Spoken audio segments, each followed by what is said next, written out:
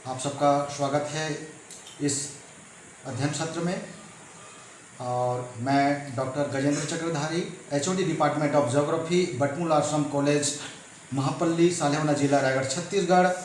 आइए आज हम एक नया class MA 4th semester subjects urban geography paper second और अर्बन ज्योग्राफी का नगरीय भूगोल की यूनिट 3rd में एक महत्वपूर्ण टॉपिक है अर्बन मॉर्फोलॉजी, नगरीय आकारिकी।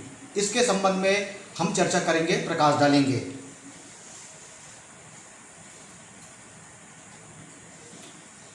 अर्बन मॉर्फोलॉजी,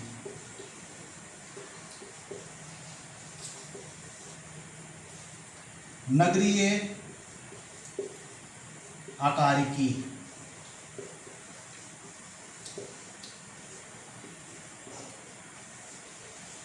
इस पर आज हम बात करेंगे, चर्चा करेंगे। ये प्रमुख विषय है, बहुत ही महत्वपूर्ण टॉपिक है, इसके ऊपर हम बात करेंगे। उससे पहले आइए हम बात करते हैं नगरीय आकारिकी का अर्थ, मीनिंग ऑफ अर्बन मॉर्फोलॉजी।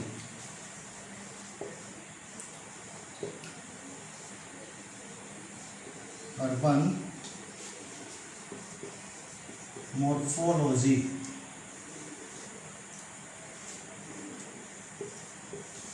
इसके बारे में बात करेंगे, इसके अर्थ के बारे में। और नगरीय आकारिकी से आशय हम इस बात से लेते हैं उस स्थानिक नगर के भीतर पाई जाने वाले विशेषताओं और उसके प्रतीकों के, उसके संबंधों से हम लेते हैं। और ख़ास तौर पे मॉर्फोलॉजी जो है दो शब्दों से मिलकर बना हुआ है और ये खास तौर पे ग्रीक भाषा का शब्द है, जिसका शाब्दिक अर्थ हम इस बात से लेते हैं आकारों या स्वरूप के विषय में बात करना, अध्ययन करना। आकारों व स्वरूप के संबंध में या विषय में बात करना या अध्ययन करना से है। ग्रीक भाषा का शब्द है।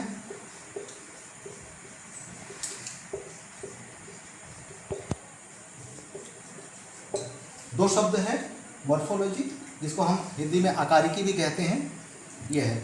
और आकारिकी शब्द का सर्वप्रथम जो प्रयोग है ये जीव विज्ञान में किया गया। आपने बिल्कुल सही सुना, जीव विज्ञान में इसका सबसे पहले प्रयोग किया गया। जीव जंतुओं और इनके संबंधित जितने भी उत्पत्ति, उनके विकास, उनके कार्यों से संबंधित रूपरेखा का एक संगठित रूप से अध्ययन इसके अंतर्गत किया जाने लगा प्रारंभ में। और आइए कुछ डेफिनेशन है इसके संबंध में।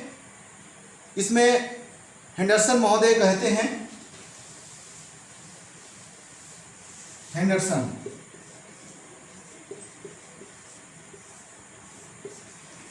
कहते हैं कि यह पौधों व जंतुओं द्वारा निर्मित उनकी उत्पत्ति, उनकी संरचना और उनकी संपूर्ण क्रियाओं का यह विज्ञान है। और बाद में यह अन्य विषयों के साथ धीरे धीरे जुड़ता चला गया, जैसे भूगर्भशास्त्र विज्ञान के साथ, भूगोल के साथ तथा अन्य भूवैज्ञानिकों के साथ यह जुड़ता चला गया। साथ ही भूगोल में इस शब्द का जो अभिप्राय, प्रारंभ में हम पृथ्वी के धरातल का अध्ययन और मानवीय बस्तियों के अध्ययन को लेकर इसमें हम पिरोकर इसमें साथ रखकर अध्ययन क्या करते थे। और उसके बाद डडले स्टम्प महोदय जी आए और उन्होंने इस बारे में कुछ अलग तरह से उनके द्वारा महत्वपूर्ण रूप से बातें कही।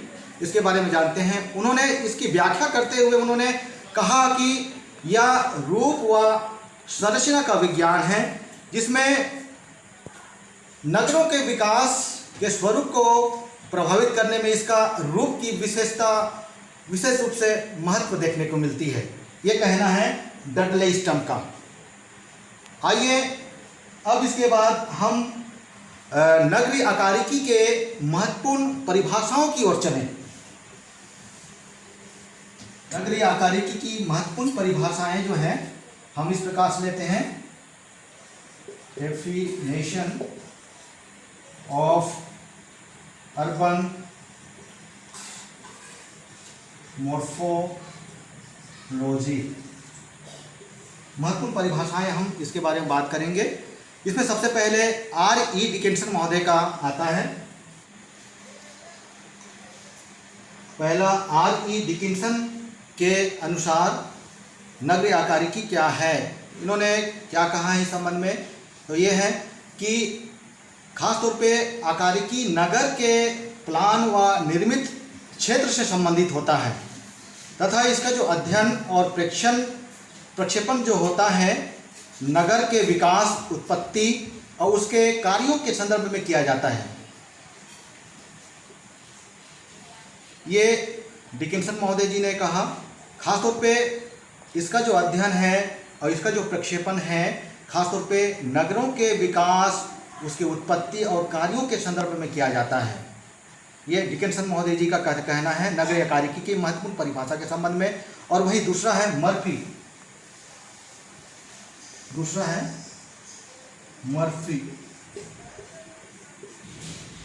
महोदय जी के कथानुसार आकारिकी अध्ययन वर्तमान नगर के रूप और प्रारूप के संदर्भ में कही गई बातें हैं जिसका अध्ययन हम क्या करते हैं और समय समय में हम इस नगर की जो प्रादुर्भाव हुआ है और उस नगर का प्रादुर्भाव में उसकी उत्पत्ति का, उसके कार्यों का किस तरह से प्रभाव देखने को मिलता है उसका अध्ययन इसमें शामिल किया जाता है। और खासतौर पे इसमें इन्हीं बातों का अध्ययन इसमें शामिल कर लिया जाता है, खासतौर पे उनकी प्रादुर्भाव का, कि उसका प्रादुर्भाव स्वरूप उत्पत्ति के समय कैसा था और उसका बाद में प्रादुर्भाव हो जाने के बाद कैसा रहा। इन कारकों का, इन तथ्यों का अध्ययन जो है इसके अंतर्गत किया जाता है, अर्बन मॉर्फोलॉजी के अंतर्गत किया जाता है। ये बात मर्फी महोदय जी ने कही। इसके बाद हम अगले पॉइंट में बढ़ते हैं। ये है नगरीय आकारिकी को प्रभावित करने वाले शक्तियां कौन कौन सी हैं। नगरीय आकारिकी को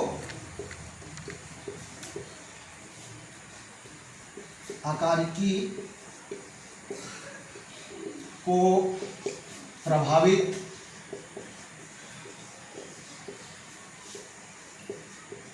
करने वाली शक्तियां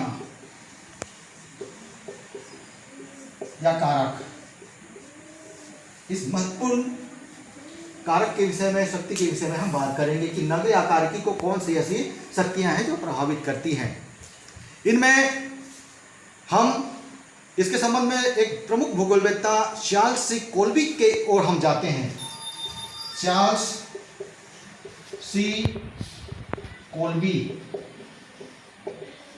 इन्होंने इसके संबंध में महत्वपूर्ण बात कही है। उन्होंने ये कहा है कि नगर की आकारिकी का जो वर्तमान स्वरूप दो प्रकार की शक्तियों द्वारा निर्धारित होता है या उसका परिणाम होता है, जिनमें पहला होता है केंद्रोन्मुखी शक्तियां और दूसरा होता है अपकेंद्रीय शक्तियां। पहला होता है केंद्रोन्मुखी शक्तियां और दूसरा होता है अपकेंद्रीय शक्तियां। ये दो ऐसी शक्तियां हैं, इन दोनों शक्तियों के द्वारा ही नगरीय आकारिकी का स्वरूप एकदम प्रभावित हो जाता है, बदल से जाती है। सबसे पहले हम बात करेंगे केंद्रोन्मुखी शक्तियों के बारे में बात। सबसे पहले केंद्रोन्मुखी शक्तियों के बारे में, उसके बाद हम अपकेंद्रीय शक्तियों के बारे में बात करेंगे। नगर के रूप में इन विकास की प्रारंभिक जो अवस्थाएं होती हैं, जो शक्तियां होती हैं, वे इन्हीं केंद्रोन्मुखी शक्तियों का ही परिणाम होती हैं। नगर का जो केंद्र, आकर्षण का जो केंद्र होता है या जो मुख्य केंद्र होता है, जैसे मथुरा, मथुरा एक बहुत ही प्राचीन और पारंपरिक स्थल है, जगह है, जहाँ पर प्रारंभिक विकास जो है द्वारकाधीश मंदिर के ही कारण वहाँ पे एक प्रमुख केंद्र के रूप में यह जाना जाता है या कार्य किया जाता है। द्वारिकाधीश आप चित्र में भी देख सकते हैं, ये द्वारका क्षेत्र, यहाँ पर जो मंदिर बनी हुई है द्वारकाधीश की, और यह जो राज्य रहा द्वारका श्री कृष्ण भगवान का, और इस क्षेत्र खास तौर पे एक तीर्थ नगरी के रूप में भी, प्राचीन नगरी के रूप में, पौराणिक नगरी के रूप में भी यह जानी जाती है। यह प्रमुख केंद्र रहा इस क्षेत्र में। यह है केंद्रोन्मुखी शक्तियों के रूप में, हम इस प्रकार से भी इसको हम रख सकते हैं। और इसने सभी प्रकार के कार्यों के जमाव को अपनी ओर आकर्षित किया, खींचा। जितने भी कार्य थे जमाव रूप में थे, उन सभी जमाव कार्यों को अपनी ओर आकर्षित करता चला गया, और इन शक्तियों के परिणाम फलस्वरूप ही नगर का जो केंद्रीय भाग होता है उसके सदृश सकेंद्रीय जो निर्मित क्षेत्र होते हैं वो विकास करने लगते हैं धीरे धीरे। और इस संबंध में कोल्बी ने इन शक्तियों को फिर 5 शक्तियों में पुनः डिवाइड कर दिया। इन्हीं केंद्रोन्मुखी शक्तियों को कोल्बी महोदय जी ने 5 शक्तियों के रूप में इसको वर्गीकृत कर दिया। आइए जानते हैं कौन सी 5 ऐसी शक्तियां हैं जिनको इन्होंने वर्गीकृत कर दिया श्री कोल्बी महोदय के अनुसार।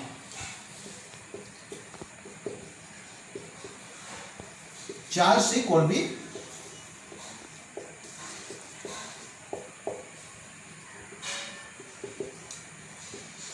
पांच क्षेत्रों या वर्गों में शक्तियों को डिवाइड कर दिया गया।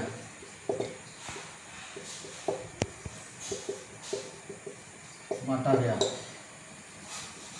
जिनमें पहला हम बात करते हैं बसाव स्थान आकर्षण का। पहला है बसाव स्थान आकर्षण।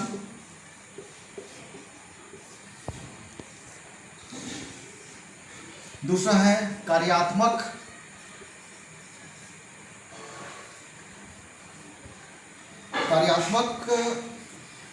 आकर्षण। तीसरा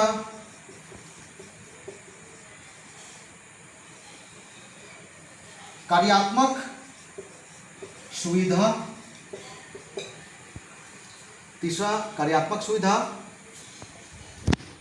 और चौथा है कार्यात्मक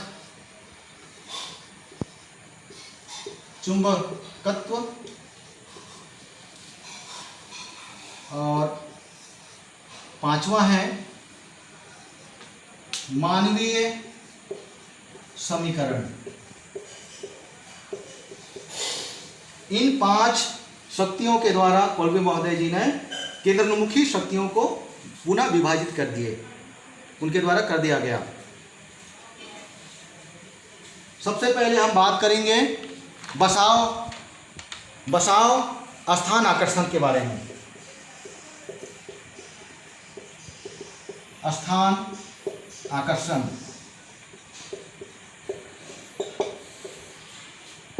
यह जो होता है, ये जो शक्तियाँ होती हैं खास तौर पे मंदिर, मस्जिद, गिरजाघर, गुरुद्वारा, मठ और जो जनसंख्या के जो जमाव होते हैं, वह विभिन्न जो संस्थाएं होती हैं उसकी स्थापना इन क्षेत्रों पर होते हुए हम देखते हैं।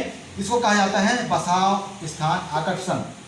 बसाव के हिसाब से वहाँ पे उस जगह पर उस प्रकार के स्थलों का विकास हो जाने से हम उसको एक आकर्षण के रूप में देखते हैं उस स्थान को, इसलिए इसको बसाव स्थान आकर्षण केंद्रोन्मुखी शक्तियों के रूप में इसको जाना जाता है। दूसरा है कार्यात्मक आकर्षण या इसको हम सुविधा भी कह सकते हैं, इसको हम सुविधा के रूप में भी ले सकते हैं। कार्यात्मक आकर्षण या सुविधा के रूप में हम इसको कह सकते हैं। इसमें हम जब किसी स्थान पर राजा या प्रशासक अथवा कोई भी वहाँ पे प्रमुख निवास के निकट कोई प्रशासकीय कार्यों का जमा होने लगता है, धीरे धीरे उस आसपास कार्यात्मक सुविधा के रूप में केंद्रोन्मुखी शक्तियों का जमा होने लगता है, तब उसको हम कहते हैं कार्यात्मक आकर्षण या सुविधा, इसको हम कहते हैं। इसके बाद जो तीसरा है कार्यात्मक चुंबकत्व।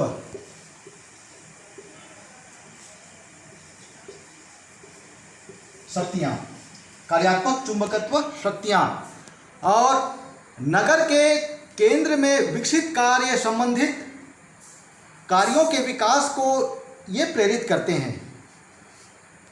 कहने का मतलब ये है कि नगर के केंद्र में जितने भी विकसित जो कार्य होते हैं उन सभी कार्यों को ये अपनी ओर धीरे धीरे एक चुंबक की भांति ये खींचते हैं। ये गुरुत्वाकर्षण के रूप में वहाँ पे एक शक्ति पैदा होती है, जो उसमें आकर्षण इस तरह से होता है कि सभी जमाव को अपनी ओर आकर्षित कर सके। ये है कार्यात्मक चुंबकत्व, अपने कार्यों के आधार पर। ये क्षेत्र है, ये फील्ड है। और वहीं चौथा है कार्यात्मक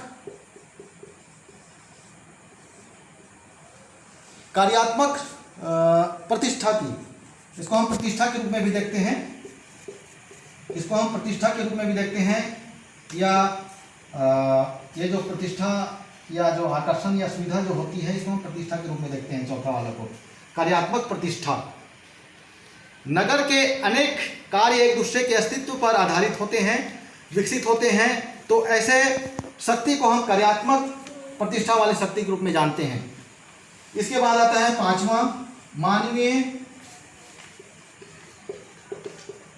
समीकरण शक्तियां। मानवीय समीकरण वाली शक्तियां।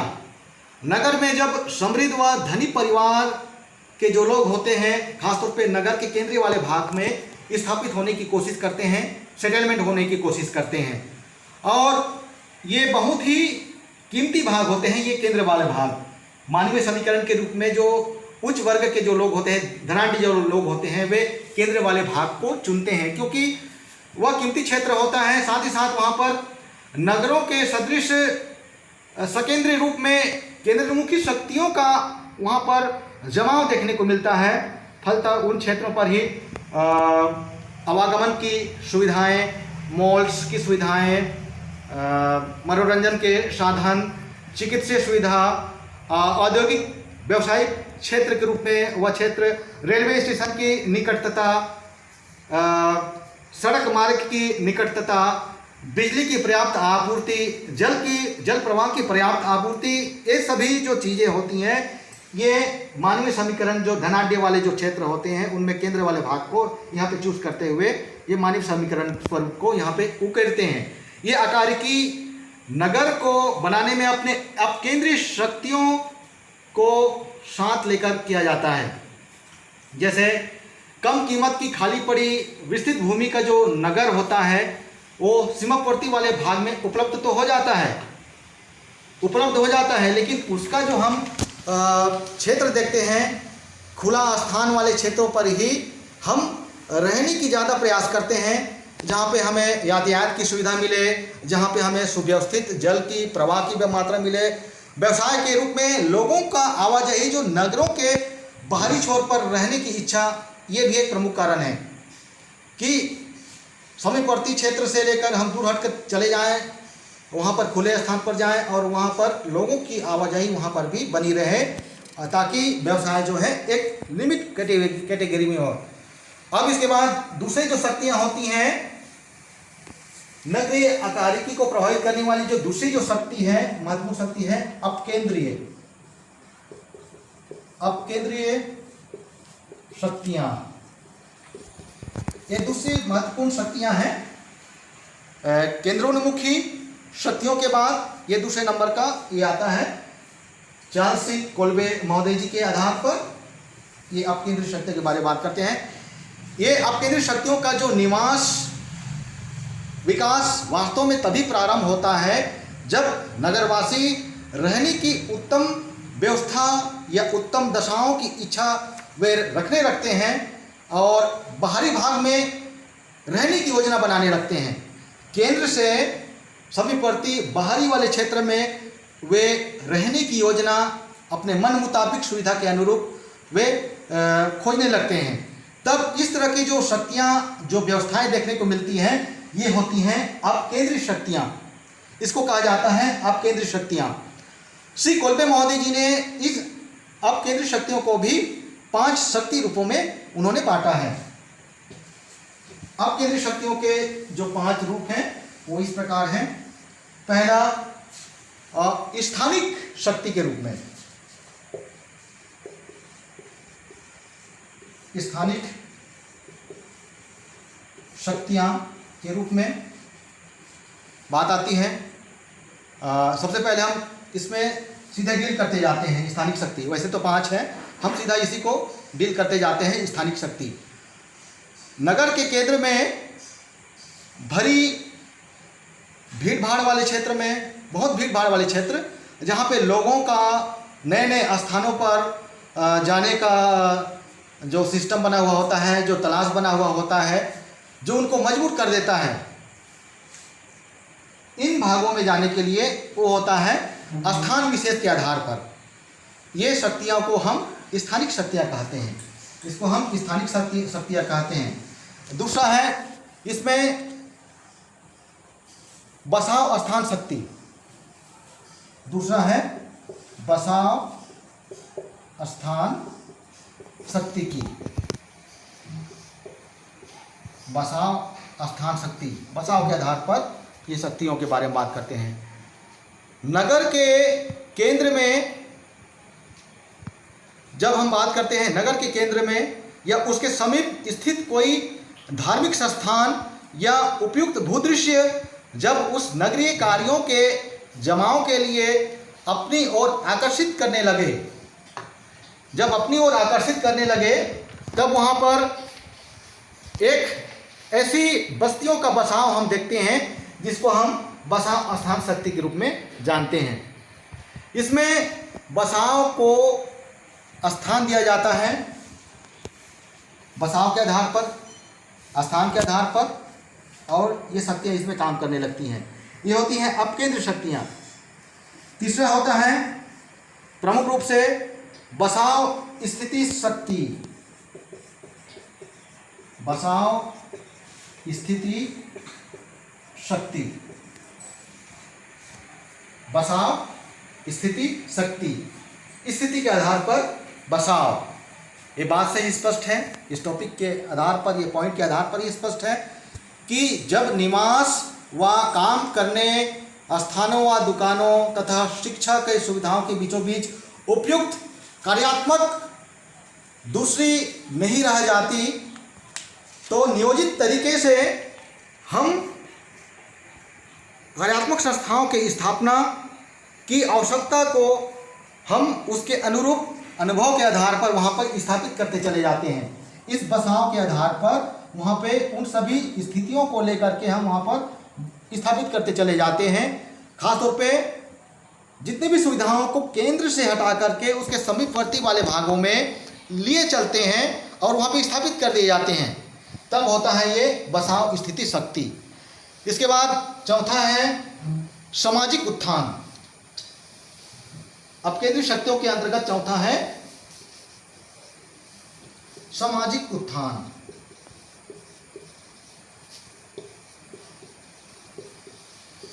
उत्थान, सामाजिक उत्थान किस तरह से होता है देखते हैं। जब नगर के केंद्रीय भाग में ऊंचे किराए को चुकाने की लोगों में क्षमता नहीं रह जाती है, कहने का मतलब ये है जब लोगों के पास उतना उनके पास धन राशि इकट्ठा नहीं रहता है, बजट नहीं रहता है उसके जितना वहाँ पर किराया है, उनके हद से अधिक जब किराया बढ़ जाती है तब वे लोग जो हैं शहर से दूर, केंद्र से दूर धीरे धीरे समीपवर्ती क्षेत्रों की ओर जाते हैं, जहाँ पर वे बेजा कब्जा करके या जहाँ पे कम किराए में मकान उन्हें मुहैया हो जाती हैं और वहाँ पे वो बसावट के रूप में धीरे धीरे वहाँ पे बसने लगते हैं, चाहे वो कब्जा करके क्यों ना हो नजुल भूमि में। तो ये जो उत्थान होती हैं सामाजिक उत्थान के रूप में, ये बस्तियाँ वहाँ पर नगर के आकार के अनुरूप बसने लगती हैं। ये अपकेंद्रित शक्तियों में आता है। जैसे स्लम बस्तियाँ भी इसके उदाहरण में हम इसको रख सकते हैं। ऐसी शक्तियाँ कभी कभी नगर के सीमा के बाहर पर एक गंदी बस्ती का निर्माण करने में सहायक सिद्ध होते हैं। ये होते हैं सामाजिक उत्थान वाले ये अपकेंद्रित शक्तियाँ। इसके बाद जो पांचवें हैं वो मानवीय समीकरण के रूप में अपकेंद्रित शक्तियाँ आती हैं। मानवीय समीकरण,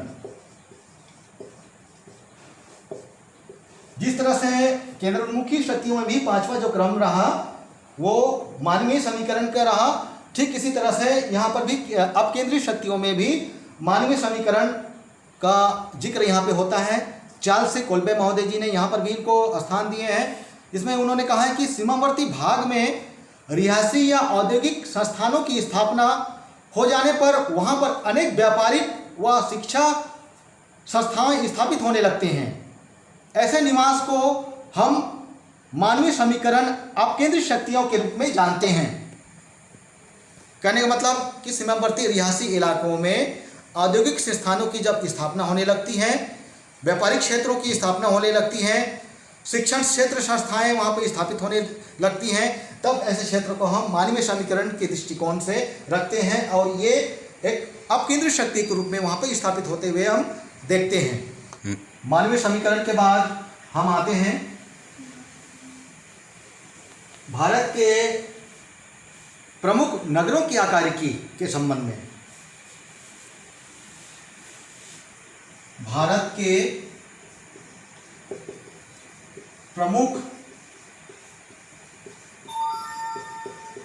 नगरों के आकारिकी पर,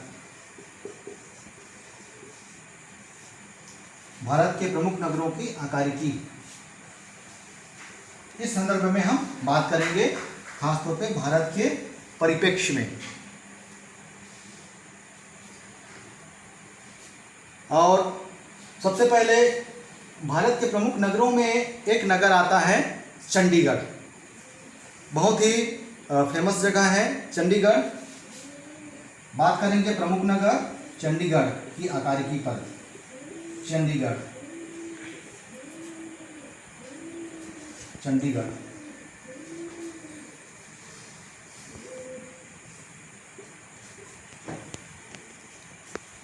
चंडीगढ़ एक ऐसा स्थान है और एक ऐसा स्थान भारत का केंद्र शासित प्रदेश में आता है और यह पंजाब और हरियाणा का यह राजधानी है। इन दोनों राज्यों की राजधानी के साथ साथ यह विश्व का सबसे, माफ कीजिएगा, यह भारत का सबसे पहला स्वतंत्रता के बाद नियोजित या योजनाबद्ध सुसंगठित रूप से तैयार हुआ, प्लान किया हुआ, सुसंगठित ढांचे से तैयार हुआ यह नगर है, शहर है। चंडीगढ़ भारत का सबसे पहला सुनियोजित योजनाबद्ध तरीके से गठित संगठित डिजाइन किया हुआ चंडीगढ़ है, जिसको फ्रांस के श्रेष्ठ वास्तुकार लो काबूजिए, ली काबूजिए,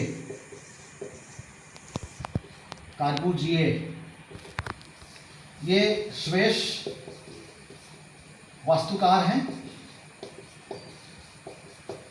फ्रांस के स्वेस के रहने वाले वास्तुकार हैं। इन्होंने सबसे पहले चंडीगढ़ का डिजाइन तैयार किया, इसका डिजाइन तैयार किया इन्होंने। और बहुत ही फैक्ट तरीके से, सुसंगठित तरीके से उन्होंने चंडीगढ़ का डिजाइन तैयार किया और यह खास तौर पे आयताकार रूप में, यह 30 खंडों में आयताकार रूप में यह डिजाइन तैयार किया हुआ है। 30 भागों में आयताकार, अधिकांश आयताकार स्वरूप में डिजाइन ये तैयार किया हुआ है।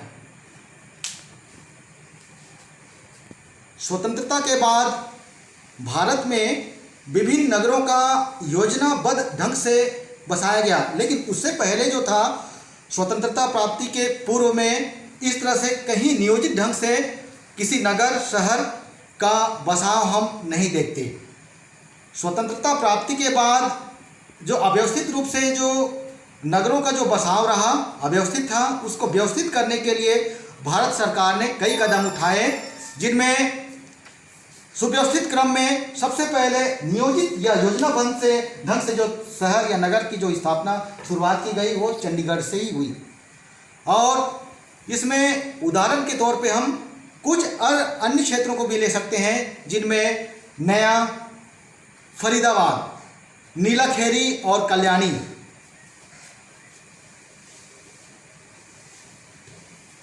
नया फरीदाबाद, नीलाखेरी, कल्याणी, ये क्षेत्र हैं। नया फरीदाबाद, नया फरीदाबाद, नया फरीदाबाद, ये फरीदाबाद है दिल्ली के पास, ये नया फरीदाबाद, ये क्षेत्र को, ये चंडीगढ़ है, ये इसके आगे चंडीगढ़ क्षेत्र है, ये चंडीगढ़ है। पंजाब, हरियाणा, पंजाब हरियाणा, ये दोनों का केंद्र शासित, ये दोनों का ये कैपिटल है और भारत का केंद्र शासित प्रदेश है, बहुत ही महत्वपूर्ण प्रदेश चंडीगढ़। विस्थापितों को लाकर यहाँ पर इन क्षेत्रों में, फरीदाबाद हो, नीलाखेरी क्षेत्र हो या कल्याणी क्षेत्र हो, इन क्षेत्रों पर लाकर योजनाबद्ध ढंग से यहाँ पर इनको विस्थापित किया गया। इसके बाद कई योजनाबद्ध तरीके से कार्य जो है नगर के स्वरूप को और बेहतर ढंग से बनाने के लिए सरकार ने प्रयास किया। उसके आकारिकी को, उसके मॉर्फोलॉजी को सुधारने का प्रयास किया गया, जिनमें खास तौर पे औद्योगिक महत्व के रूप में उन्होंने दुर्गापुर, जो कि पश्चिम बंगाल, भिलाई छत्तीसगढ़, चितरंजन पश्चिम बंगाल, पश्चिम बंगाल के इन क्षेत्रों में जमशेदपुर भी है, रांची, जमशेदपुर, पश्चिम बंगाल के अंतर्गत आने वाले चितरंजन और दुर्गापुर और भिलाई स्टील प्लांट छत्तीसगढ़, दुर्ग भिलाई, यहाँ पे भिलाई स्टील प्लांट, ये क्षेत्र को खास तौर पे औद्योगिक क्षेत्र के रूप में नियत किया गया, औद्योगिक क्षेत्र के रूप में उसको नियत किया गया महत्व के रूप में। और ठीक इसी तरह से कांडला बंदरगाह, कांडला को बंदरगाह के रूप में विकसित किया गया। कांडला को, ये कांडला है गुजरात, कच्छ, काठियावाड़ के ये पश्चिमी वाले क्षेत्र, गुजरात के पश्चिम वाले क्षेत्र, कच्छ की खाड़ी, ये कांडला क्षेत्र, इसको बंदरगाह के रूप में नियत किया गया है इस क्षेत्र को। और भुवनेश्वर, उड़ीसा की जो कैपिटल है, राजधानी है भुवनेश्वर, इसको और चंडीगढ़ को प्रशासकीय क्षेत्र के रूप में नियोजित किया गया। भुवनेश्वर उड़ीसा की कैपिटल, राजधानी भुवनेश्वर, और चंडीगढ़ को, इन दोनों जगहों पर खासतौर पे स्वतंत्रता प्राप्ति के पश्चात जो है नियोजित किया गया प्रशासकीय क्षेत्रों के रूप में सबसे पहले। और इस तरह से नियोजित नगरों का जो स्वरूप है धीरे धीरे बढ़ता चला गया। और आज हम देखते हैं चंडीगढ़ पुरानी रीतियों को भुला करके एक नवीन आधुनिक ढंग से एक नियोजित नगर है, एक नगर के रूप में वह सुव्यवस्थित है, जो अपने डिजाइन में, अपने प्रतिरूप में, अपनी आकारिकी में भारत के अन्य क्षेत्रों से भिन्न है।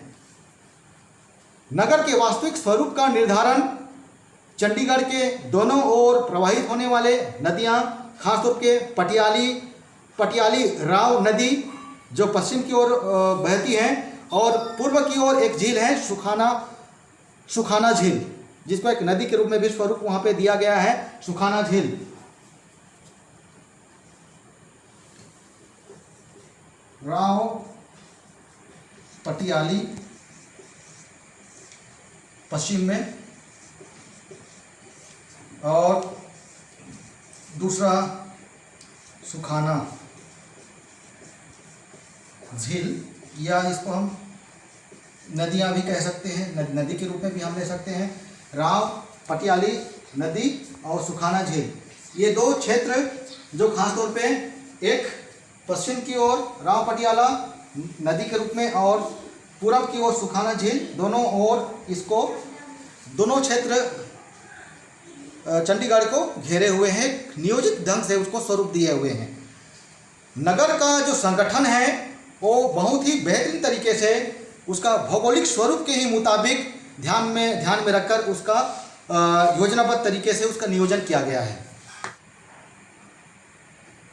चंडीगढ़ का जो नगर प्लान किया गया है वो 30 भागों में आयताकार स्वरूप इसको रखकर किया गया है।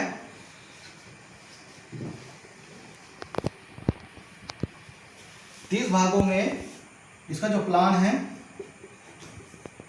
मास्टर जो प्लान हम जिसको हम कहते हैं, मास्टर प्लान जो बना है 30 भागों में बांटकर इसको किया गया है। इसमें 30 खंडों में अधिकांश भाग जो है आयताकार है, जैसे कि मैंने इससे पहले भी बताया है। और इसमें जो 24 खंड जो है रियासी उद्देश्यों की पूर्ति करता है। 24 खंड जो है, 24 खंड का भाग दिया हुआ है, 24 खंड रिहायशी इलाकों को नियत करता है। 24 खंड वाला जो क्षेत्र है वो रिहायशी इलाकों को ये नियत करता है। इसमें 17 जो खंड है वो व्यापारिक व वाणिज्यिक उद्देश्यों को नियत करता है। 17 जो खंड है वह व्यापारिक व वाणिज्यिक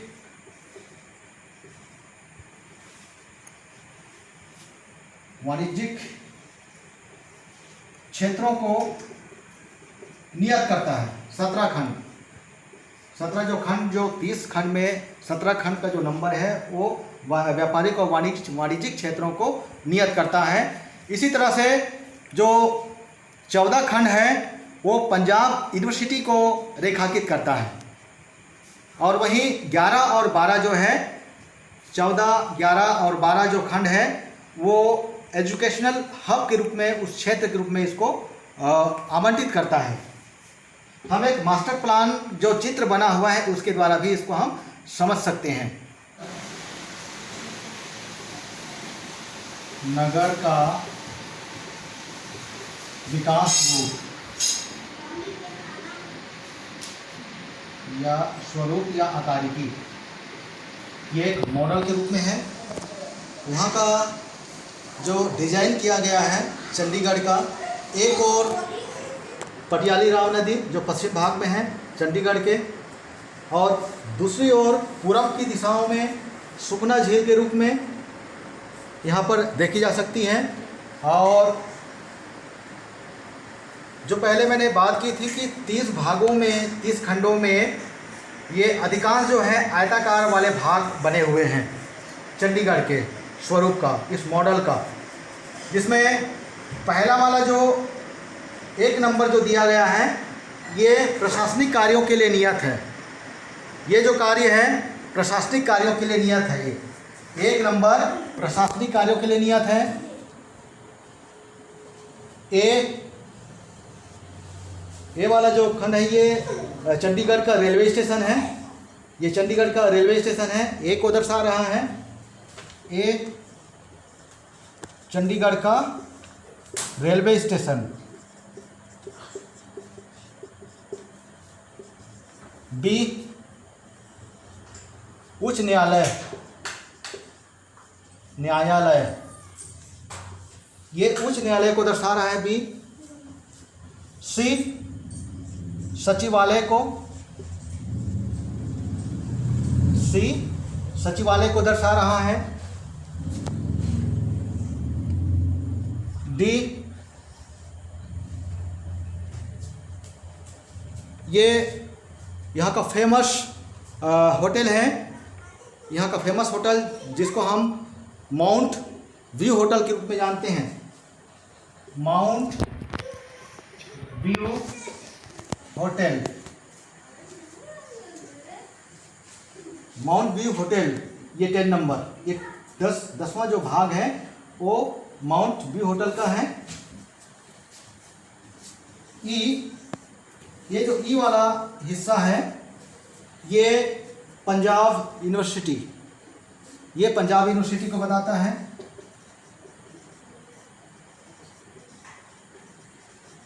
शिक्षा के क्षेत्र के रूप में। वहीं 11, 12 और 14 वाला जो खंड है ये शिक्षा के क्षेत्र के रूप में नियोजित किया गया है। 11 माफ कीजिएगा 12, 11 और 14 ये जो क्षेत्र हैं ये शिक्षा के रूप में इसमें नियोजित किया गया है। और 24 खंड वाला जो भाग है ये रिहायशी इलाके के लिए ये नियत है। रिहायशी इलाके के लिए 24 वाला भाग जो है नियत है। इस आयताकार वाले क्षेत्र में 17 वाला जो भाग है, आयताकार वाला जो भाग है, जो खंड है, ये वाणिज्यिक या औद्योगिक क्षेत्र, व्यापारिक क्षेत्र के रूप में इसको नियोजित किया गया है। इस क्षेत्र 17 वाला भाग को, इस खंड को एक आप देख सकते हैं। ये जो दक्षिण वाला जो भाग जो है, ये दक्षिण वाला पोर्शन जो है ये सड़क के लिए खासतौर पे रोड ग्रिड व ग्रिडो प्लान के लिए छोड़ा गया है। इसमें एक सड़क जो है नेशनल हाईवे रोड ये जाती है यहाँ से ऐसे, और ये खासतौर पे रोड ग्रिड व ग्रिडो प्लान के लिए ये वाला जो भाग है, बचा हुआ वाला जो प्लाट है, इसको छोड़ा गया है। और ई के बाद जो एफ वाला भाग है, ये एफ वाला जो भाग है ये औद्योगिक क्षेत्र है। ये भाग है औद्योगिक क्षेत्र के लिए नियोजित है। ये वाला भाग, एफ वाला भाग जो रेलवे स्टेशन के जस्ट पश्चिम दिशा में है, ये वाला भाग जो है औद्योगिक क्षेत्र के रूप में यहाँ पर नियत की गई है।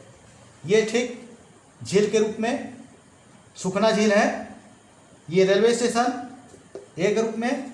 और इस तरह से हम देखते हैं तो ये चंडीगढ़ नगर का जो विकास मॉडल है ये आयताकार 30 भागों में डिवाइडेड है। अधिकांश भाग आयताकार है और भारत का सबसे पहला स्वतंत्रता के बाद नियोजित सुसंगठित या नगर है, क्षेत्र है, जो सबसे पहले नियोजित किया गया योजनाबद्ध तरीके के साथ। और ये जितने भी क्षेत्र हैं, खासतौर पे चंडीगढ़ के इस आयताकार वाले डिजाइन जो बना हुआ है ये बहुत ही बेहतरीन है। भारत के नगरीय आकारिकी की अगर बात करते हैं उस परिप्रेक्ष्य में, वैसे तो इसके अलावा चंडीगढ़ के अलावा बेंगलोर भी इसमें इस क्रम में आता है, लुधियाना वाला क्षेत्र इस क्रम में आता है, और ऐसे ही कई क्षेत्र आते हैं। दिल्ली आता है, मुंबई आता है, पश्चिम बंगाल वाले क्षेत्र आते हैं, चेन्नई वाले हिस्से आते हैं, हैदराबाद वाले हिस्से आते हैं, भोपाल वाले हिस्से आते हैं, रायपुर के हिस्से आते हैं, बिलासपुर के हिस्से आते हैं। और इसी परिप्रेक्ष्य में हम केवल बात किए हैं भारत के नगरीय आकारिकी के जो स्वरूप हैं, जो सुसंगठित मॉडल हैं, वो मॉर्फोलॉजी है चंडीगढ़ का। आपने देखा ये किस तरह से बहुत ही नियोजित ढंग से, सुसंगठित तरीके से, योजनाबद्ध तरीके से चंडीगढ़ को उसके स्वरूप को आकार दिया गया है, नियोजित किया गया है। और आज का यह जो अध्ययन हमने किया अर्बन मॉर्फोलॉजी के अंतर्गत, हमने ये बातें की जो यूनिट 3 में है, और ये सब्जेक्ट है अर्बन ज्योग्राफी का पेपर 2 MA 4th सेम। अब ये यहाँ तक का आज का जो क्लास रहा यहाँ कंप्लीट होता है अर्बन मॉर्फोलॉजी का, नगरीय आकारिकी का। आप सबको इस वीडियो लेक्चर को सुनने और देखने के लिए धन्यवाद। और अगले जो लेक्चर वीडियो तैयार किया जाएगा उसकी प्रतीक्षा करें, बहुत जल्द आपके समक्ष होगा। तब तक के लिए धन्यवाद।